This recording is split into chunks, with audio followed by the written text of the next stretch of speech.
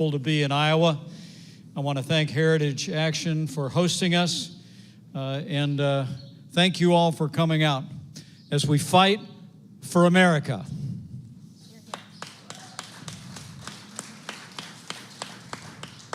And it's a great honor for me, standing here in this barn in the Hawkeye State, to look out and see this inspiring gathering. Small but mighty. Men and women wearing the uniform of law enforcement.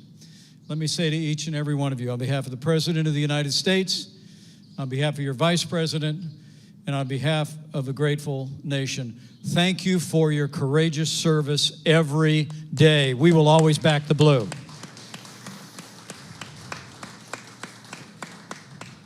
It is a momentous time in the life of our nation.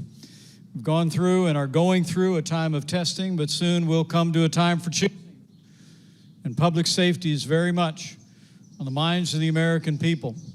As Senator Ernst just reflected, and as you heard from the Secretary of Homeland Security earlier in this very same program, you have a president, you have an administration that are committed to law and order and to supporting men and women who serve on the thin blue line. But I also want to say, I know that here across the heartland of America, you've just endured some unprecedented storms. And I know that the police officers and sheriffs who are standing before me today, and many that are looking on from afar, have played a role in responding to families in the midst of this devastation. We grieve for the loss of 3 lives in 2 states. But I met with families today that had literally lost millions of dollars of crops as well and property.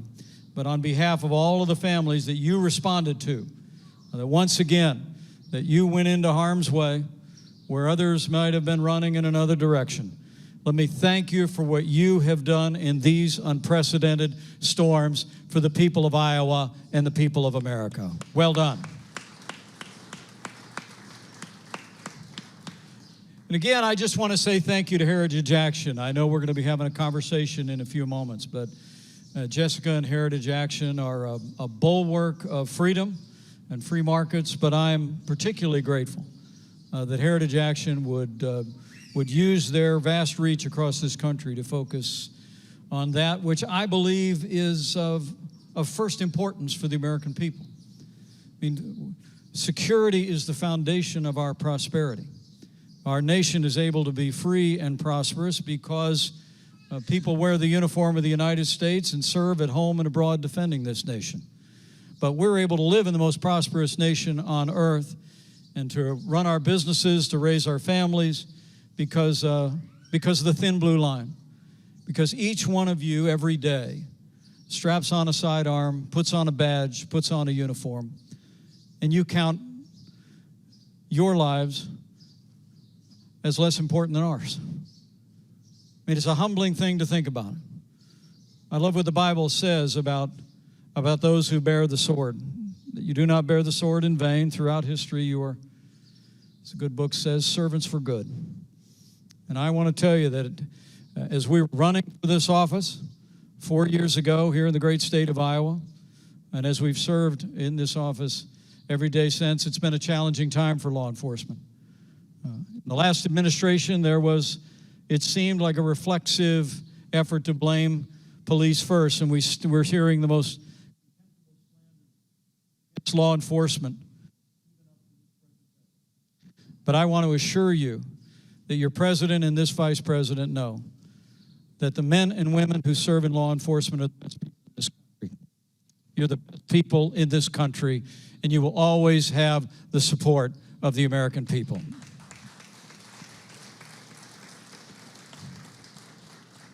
But this is a challenging time. It truly is. And I'm grateful not only for Senator Joni Ernst, but let me also say I'm truly grateful for the service and the leadership in a challenging time by the Acting Secretary of the Department of Homeland Security. Chad has done a remarkable job for the American people, and join me in thanking Acting Secretary Chad Wolf for all he does for America every day. I want to thank Governor Kim Reynolds, who will be along directly, and try this. The support that she's lent to law enforcement here in Iowa. She's really set an extraordinary standard, and we're truly grateful. Join me in thanking Governor Kim Reynolds for her great leadership during a challenging time. The people of Iowa. You know, we live in a time when we literally have leading politicians that are talking about defunding the police. And as that rhetoric rises from even some of the leading Democrat politicians in America, we're actually seeing a rise in violence across the country in cities where the case for defunding is being made most poignantly.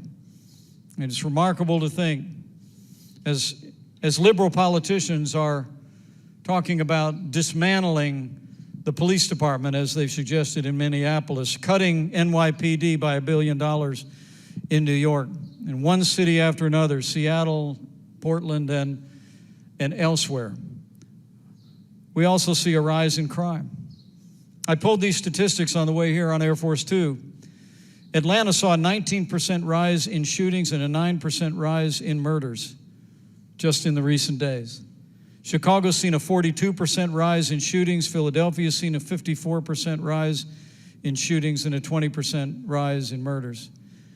New York City actually just reached its 1,000th victim, with more shootings this year already than in the last 2 years combined. And 21 people were shot in our nation's capital last weekend.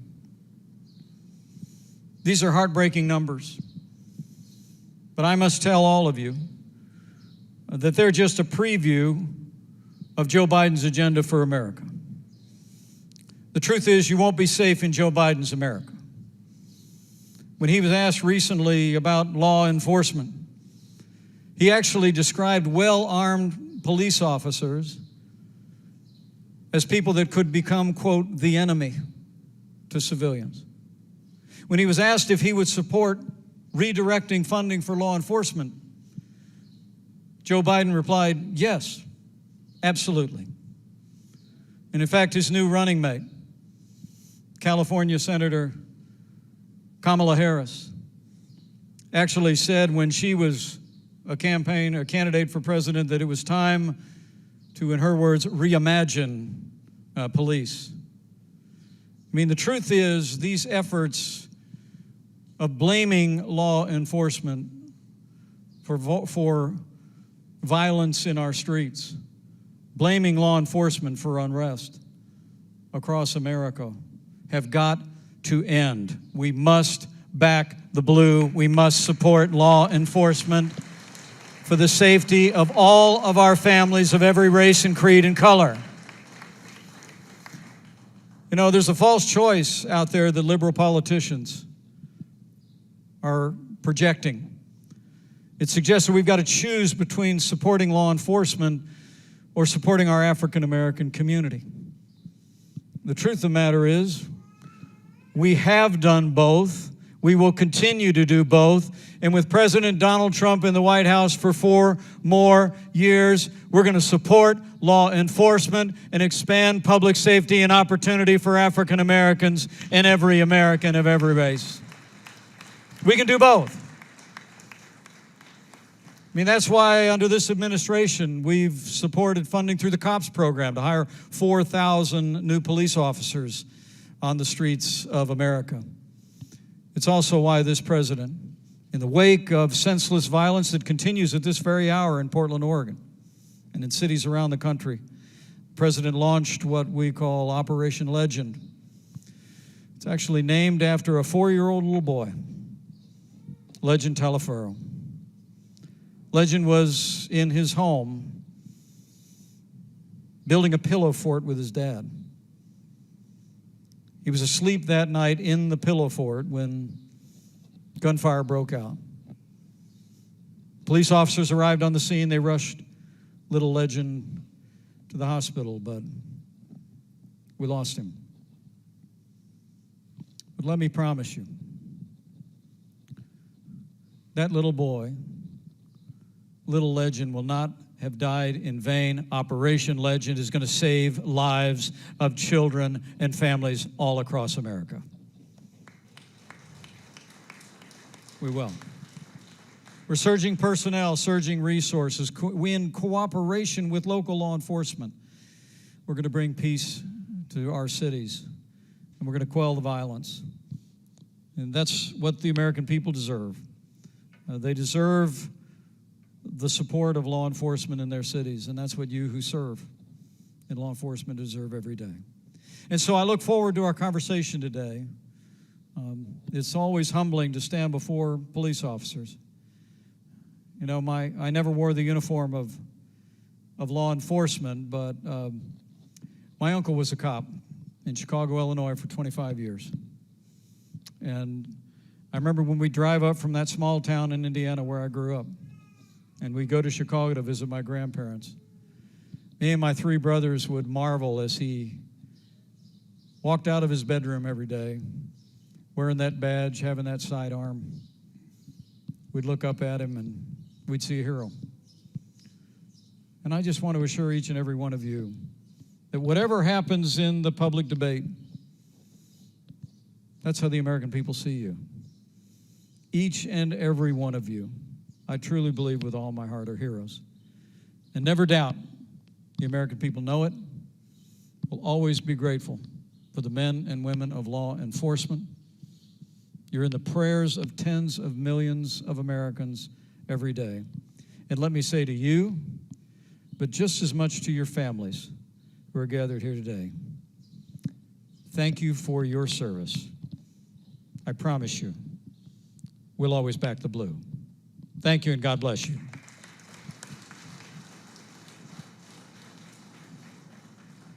Well, Mr. Vice President, thank you for those comments and for sitting with us today. It's such a timely discussion as we've spent the afternoon talking about this issue and the need for safety and security, both in our neighborhoods, our larger cities, and it expands outside of just Iowa. It's a nationwide issue. So to kick off our discussion today, we have the real privilege of hearing from some audience members that have joined us for our town hall. So I'd like to introduce our first, Mr. Devin Sanders. Devin is a local business owner, and he is a 12-year combat veteran. So Devin, we've got your first question.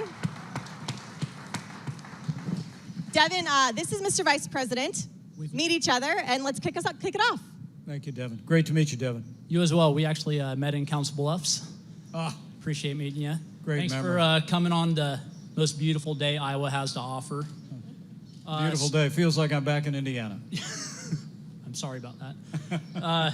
So as a small business owner, and I'm sure a lot of civilians all across the U.S. and every state, we've experienced an uprise, and especially as a small business owner I make wooden flags for a living.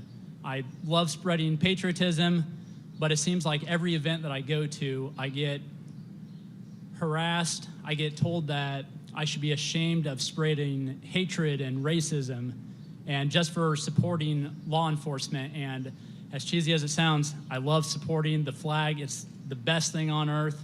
I think it's beautiful and everything that it stands for. So my question to you is, the past few months have shown how strong the mob and cancel culture is to businesses and private citizens when standing up for their beliefs and livelihood. How has the Trump administration stood up for the safety and constitutional freedoms of the American people? Well, thank you for the question, but more than that, thank you for your service to America in uniform. We're truly grateful. And it's good to see you again. It really is. Well, look, with regard to public safety, because on the larger question, I couldn't be more proud to be vice president to a president who's appointed more than 200 principled conservative men and women to our federal courts at every level, who I promise you will uphold all the God-given liberties in our Constitution, from the freedom of religion, freedom of speech, to the Second Amendment right to keep and bear arms. I mean, this administration is proud of the way we've been able, 200 appointees to our courts with the strong support of Senator Chuck Grassley and Senator Joni Ernst. And we'll continue to stand strong for all of those freedoms and all of those liberties, including the freedom of speech. mean, the right of peaceably assembling, the right of peaceable protest is as old as the nation. But let's be clear. Burning churches is not protest. Tearing down statues is not peaceful protest. People who destroy businesses and destroy properties and destroy statues will be prosecuted to the fullest extent of the law. Justice will be served. I will tell you that in Washington, D.C., and I don't have to tell the police officers here, there's no excuse for what happened to George Floyd in Minneapolis, and justice will be served. But there's also no excuse for the rioting and the looting and the destruction of property that followed. And that's why President Trump took the action that he took in Minneapolis. He said to the governor of Minnesota, he said, either you quell the violence in your city or we will. And to his credit, Governor Walz deployed the National Guard and brought peace to the streets of Minneapolis. Acting Secretary Wolf will tell you, we had this very same conversation after weeks and weeks, more than 60 days of violence around the federal courthouse in Portland. Our administration spoke with Governor Brown and essentially said to her, our federal officials are going to be there to protect the courthouse and to keep peace in the streets around it if you don't. And just a matter of 2 weeks ago, she issued and deployed the state police to the region and deployed Portland police. The violence has continued, but the president's made it clear, whether it's Portland, whether it's Seattle, whether it's Chicago, whether it's New York City, we're calling on mayors, we're calling on governors to let law enforcement do your job. And if they won't let you do it, we'll do it. We have the obligation to bring public safety and security to our streets. Thank you. Thank you very much. Mr. Vice President, it's been just such an interesting thing to watch the different phases of the violence and destruction over the last few months. And the people that have truly been on the front lines are our law enforcement officers. And so I'd like to call up next Lieutenant Todd Perdue. He is 18 years in service here in Iowa, Crawford County Sheriff's Office. Lieutenant, thank you for being with us. And what is your question today, sir? Hey, Todd, great to meet you. Thank you, Mr. Vice President, for being with us today and coming to speak with us. Obviously, with everything that's going on in the country with law enforcement, recruiting and retention has been a big problem. So my question to you is, what is the long-term threat to police officer retention from the defunding movement, and how can it be combated? Well, thank you, Lieutenant Perdue, and you just joined me in thanking him for a great career of service in law enforcement. I'm truly grateful to you. Recruitment and retention, mission critical. When I was governor of the state of Indiana, I will tell you, some of the most meaningful experiences I had was attending graduations from our police academy in the state of Indiana. You've been through it. And to see these young men and women step forward and to be willing to put on the uniform of no ordinary career. And that's why I hope all of you leave here, and anybody that's looking on, know that whatever you might hear in the public debate from the radical left or their defenders in the Democratic Party, the American people are for you. They're grateful to you. I hear it every day. I see it in the countenance of people. Every time that I speak about law enforcement, I know President Trump sees it in the faces of Americans every time he speaks about law enforcement. I just want to be very clear. The American people love the men and women in law enforcement, and we are grateful for what you do every day, really and truly.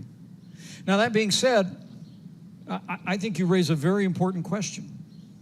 I mean, your first obligation and the calling of your life is public safety. And so we're going to support law enforcement to stay on the mission of public safety. Domestic tranquility is a central feature of the purpose of government. But beyond that, the other thing that's wrong with the language of the radical left is one can't help but think it is both discouraging courageous young men and women from pursuing a career in law enforcement. And similarly, it's resulting in people choosing to leave a career in law enforcement. I actually read that roughly a month ago, because of the utter lack of support for NYPD by Mayor de Blasio, that they had to set a limit, a monthly limit on the number of retirements because they couldn't process the number of officers who were applying to retire out of NYPD early. I mean, that's heartbreaking to me. That's the largest police department in the United States of America. I must tell you, the world saw the character of NYPD and the New York Fire Department on September 11, 2001. These are the greatest people in the world, many of whom lost their lives on that fateful day of 9/11. And yet, to see the mayor talking about $1 billion cut, pulling them back in terms of allowing them to go in and to deal with rioters and protesters, not allowing them to do their job is resulting in people losing a desire to be in law enforcement. And that's a real cost to public safety. And it's something that we have to talk about. And I think it's one of the reasons why I'm just so proud to serve alongside a president who backs the blue. I mean, and that's not to say that there aren't instances of abuse that have happened. As I said, there's no excuse for what happened to George Floyd. But in my experience, nobody hates bad cops more than good cops. And I don't even want to say the majority, I want to say almost everybody that wears a uniform in the United States are the best of us. And all of you gathered here, that applies to.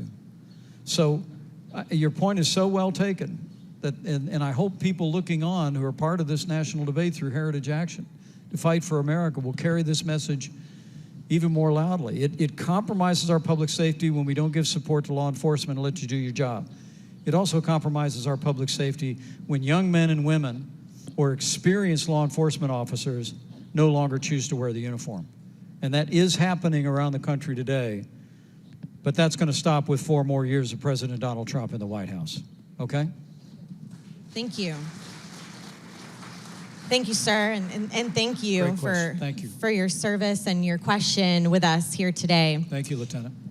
The focus of so much of the attention right now on safety and security and quelling the violence and restoring law and order really hits home, and it hits home to those of us that are mothers, that are raising kids, that are thinking about our future generations and thinking about the country that we will leave behind. And how old are your little one? I have a 7-year-old son and a 9-month-old baby girl. So I have my house full. Thank you. And there's a number of families that have joined us here today. They've brought their kids. They too are concerned about the direction around safety and security in our neighborhoods. And so I'd like to introduce Jen Fogel. She's our next testimony today. She is a mother here in Des Moines. Jen, we're so honored that you could join us. Please meet the Vice President and... Thank you. It's a pleasure to meet you. And thank you, Jen. We're trying to raise some boys who love God, they're respectful, and love history in their country. So as a mother of 4 kids, it's difficult and disheartening to watch the destruction happening across America and in some of our own communities. As we witness the diversity of thought come under attack, what is the Trump administration doing to improve educational opportunity for all Americans? Well, Jen, number one, these are your boys here. This is your family here. They're great. Stand up. What a beautiful family this is. Wonderful. 3 boys. You have 3 boys? Okay, I was going to ask because I'm one of 4 boys. So I respect you even more. Thanks for a great question, too. Well, let me address that question by simply saying that we're going to just continue to stand strong for all the values and ideals that have made this country great. And I really do believe that the American people are with us. the president often speaks about the silent majority, but I think the silent majority will be silent no more. So I hear it and I see it. I read a good amount of my mail every day that comes to the White House. And I hear people all the time talking about feeling in a very real sense like their values, their traditions, their beliefs are under constant criticism by the mainstream media and by politicians on the left. But I really do believe the vast majority of the American people are proud of this country. We're proud of law enforcement. We believe in faith and family and freedom and are going to step forward in roughly 80 days from now and support men and women that are standing for all of those timeless principles and ideals. I mean, I really do believe that the future's never been brighter for this country. I mean, when you think about what we've passed through as a nation, in our first 3 years, because this president rebuilt the military, largest increase in our national defense since the days of Ronald Reagan. And that means a special amount to me because my son's a United States Marine. And my son-in-law is a Navy lieutenant and a pilot. And so the investments that we've been able to be a part of and seen made have meant the world to us and made America safer. But to see an agenda that cut taxes, rolled back regulation, unleashed American energy, supported ethanol in places like Iowa, negotiated the kind of free and fair trade of the USMCA, stood tall on the world stage. You may have heard today for the first time in more than 25 years, a major Arab country formally recognized the state of Israel, the United Arab Emirates today. And it's because of strong leadership, but it's also been leadership on values. And I couldn't be more proud to serve alongside a president who stands without apology for the sanctity of human life, for religious liberty, and has been appointing leaders and jurists to our courts at every level that defend those principles.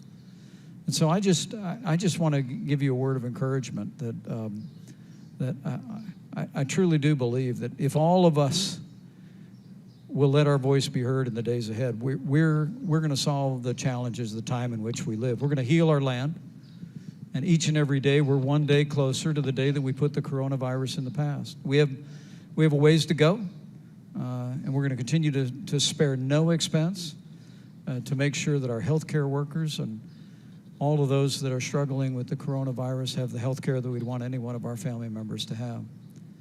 And can I just say thank you to the members of the law enforcement community? You've been there for families throughout this coronavirus pandemic, and I thank you for your courageous and compassionate leadership in a challenging time for our nation.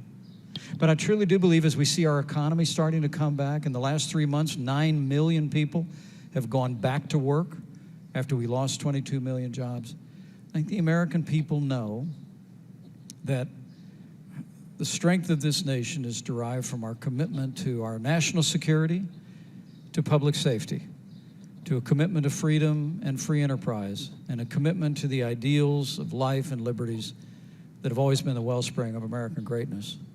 And I truly do believe, with 4 more years in the White House, with people like Joni Ernst back in the United States Senate, we're going to make America great again, for you and for these beautiful boys. Thank you. Thank you, sir. Thank you, Jen. So, sir, we've got time for one more question to squeeze in here. Sergeant Chad Butler, he works for Shelby County Sheriff's Office. He's been in law enforcement for 21 years, which is an incredible amount of service as well. Sir, I'd like to introduce you to Mr. Vice President and to ask your question today. I'm very humbled to meet you, Mr. Vice President, and want to thank you and President Trump for all you do for law enforcement across the country. Thank you, Sergeant. It's a privilege. Thank you. As a law enforcement officer, I'm personally concerned about the future of safety and security in this country. What's the Trump administration's plan to reform policing in America? Well, first, join me in thanking the Sergeant for his career in public service. We're grateful for you. And I'm going to say to you, Sergeant, and everybody in this room, you have the harder job. I mean, they only shoot at me with words. okay? And I want you to know your president, your vice president are grateful to you and admire you and respect you. I'm humbled to meet you. I really am. And I love your question as a stepping off point, because we're absolutely committed to doing just that. I don't know a police officer that I've ever met that didn't want to get better at what you do. And that's the reason why, in the wake of the tragic murder of George Floyd in Minneapolis, President Trump signed an executive order and said, we're not going to defund the police. We're going to do the opposite. We're going to fund the police with additional resources so that you can have more training on the use of force, more training in what you all call de-escalation efforts. I mean, we live in an increasingly complex security environment, particularly in our major cities. President Trump recognized that and said that rather than defunding the police, we're actually going to fund more training, more support for law enforcement. Combine that with the COPS program, more law enforcement personnel on the streets. Combine that with Operation Legend that I mentioned, that will actually make federal personnel available to support local law enforcement. That's how we'll improve. And that's, as I said, we don't have to choose between supporting law enforcement and supporting our African American community or any of the families in our cities. That is a false choice. The choice America has made the last 3.5 years under this president, the choice you've made here under Governor Kim Reynolds, and the choice we're going to make for 4 more years is we're going to do both. We're going to support our African American communities. We're going to export educational opportunities. We support educational choice. This president supported the largest investment in historically black colleges and universities ever. You just heard Senator Joni Ernst reflect on my friend Senator Tim Scott of South Carolina. He authored legislation the president helped move through the House and Senate that actually has created more than 8,000 what are called opportunity zones in cities across the country that are inviting investment in underserved areas and creating opportunities for people. And I must tell you, with that foundation I was just talking about, of less taxes, less regulation, more fair trade, more exports, more American energy, we had the lowest unemployment rate ever recorded for African Americans and Hispanic Americans in our first 3 years. And that, we believe, is the pathway forward. More support for law enforcement, for training, for resources, for personnel. A commitment to quell the violence on the streets, to make it clear to governors and mayors that if they don't do their job, we will. And secondly, is continue to support our African American neighbors, all the families in our cities, to make sure that they have safer streets, better schools, more jobs and opportunities. That's the pathway forward to bringing our country together and making America great again for every American. But thank you, Sergeant. Thank you for that great question. Thank you, sir. Thank you, Jess. So the message today is simple. Support law enforcement. Return safety and security to our neighbors. And we know that to do this and to do this well, that our elected officials need to hear from grassroots Americans all across the country. So with that in mind, today, sir, we're launching a police pledge. And we're asking Americans from coast to coast to sign it. And it says that we will not support a bill, resolution, or movement that seeks to defund the police. And so I'm asking every single one of you,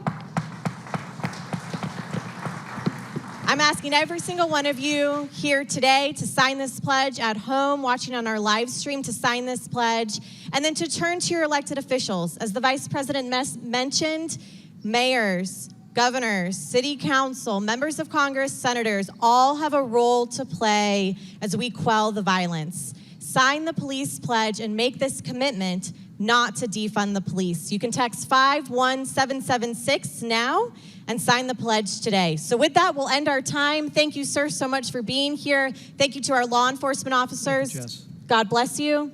God bless America. Jessica, thank you. Join me in thanking Heritage Action and thanking all the